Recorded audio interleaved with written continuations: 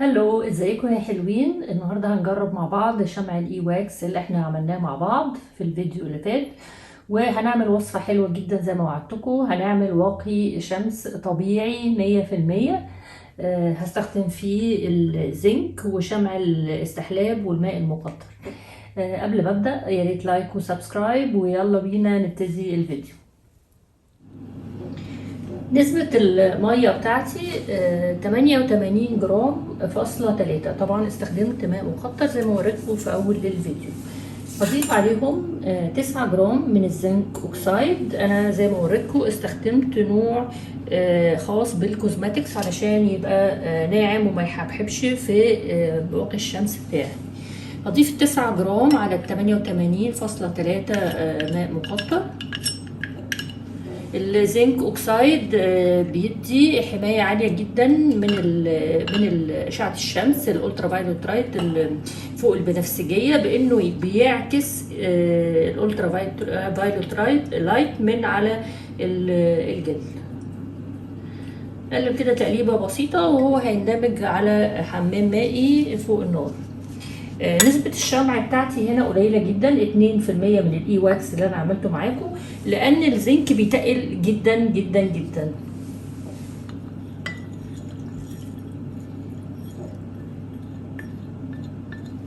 ضفت 2 جرام من الاي واكس، يعني 2%. هاخد الخليط ده على حمام مائي على نار مباشرة. هنا انا هاخده على حمام مائي على نار مباشرة، وهفضل اقلب علشان الزنك اوكسايد ما ينزلش، ما يهبطش في القاع. هقلب شويه كده بسيطه علشان الزنك اوكسايد ما يهبطش في القاع.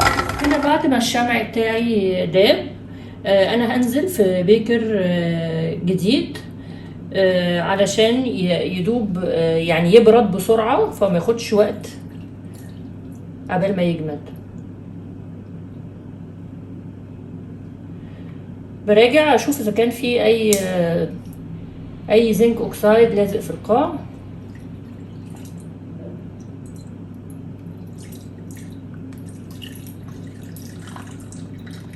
وهبتدي اضرب بالهاند بلندر على طول علشان الزنك اوكسايد ما يهبطش في القاع.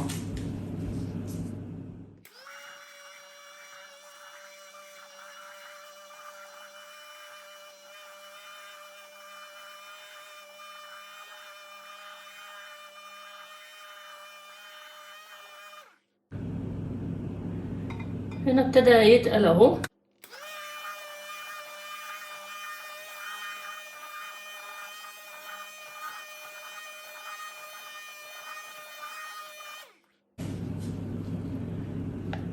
بصوا القوام، هو لما يبرد اكتر هيتقل. هو خلاص كده اندمج.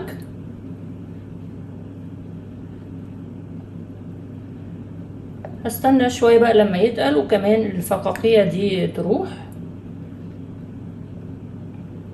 وارجع لكم تاني.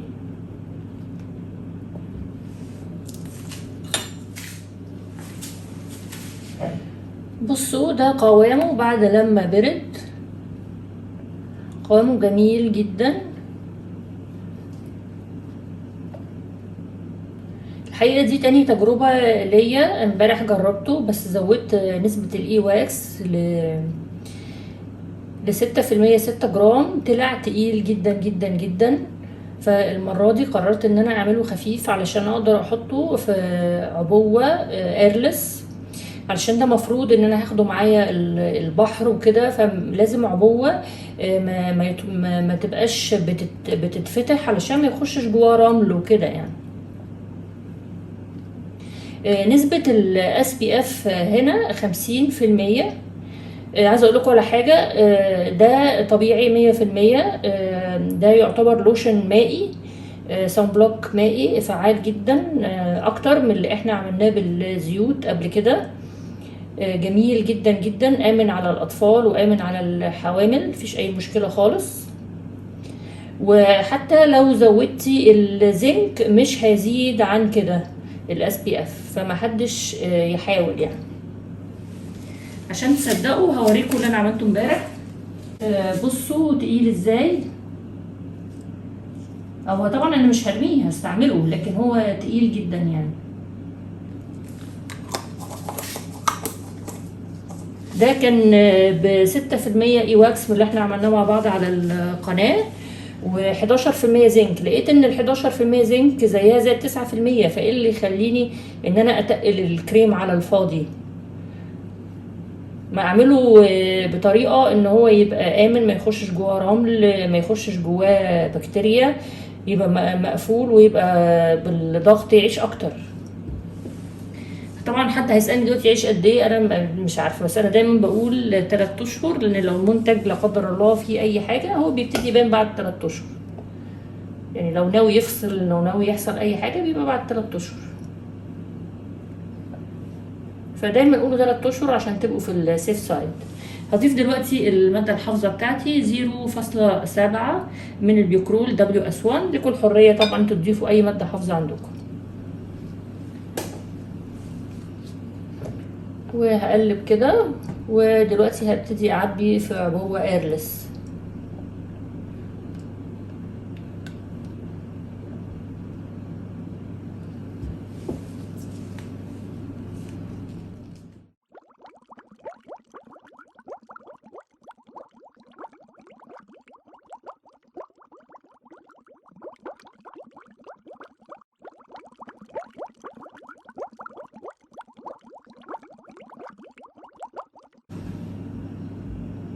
نجربه بقى دلوقتي مع بعض.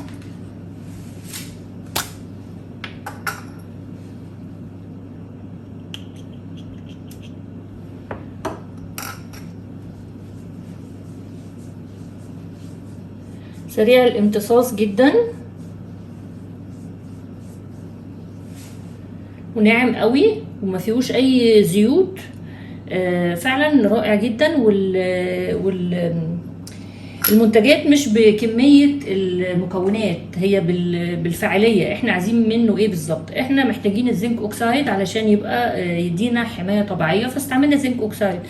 مش محتاجين لا زيت ولا اي حاجة تانية، يا دوبك احنا حطينا الزنك اوكسايد والماء المقطر والشمع اللي هيربط، اللي احنا عملناه قبل كده في الفيديو اللي فات، والماده الحافظه عشان نحافظ عليه. طبعا ده انا هستخدمه الصبح قبل ما اخرج، هستخدمه على البحر، جميل جدا جدا جدا.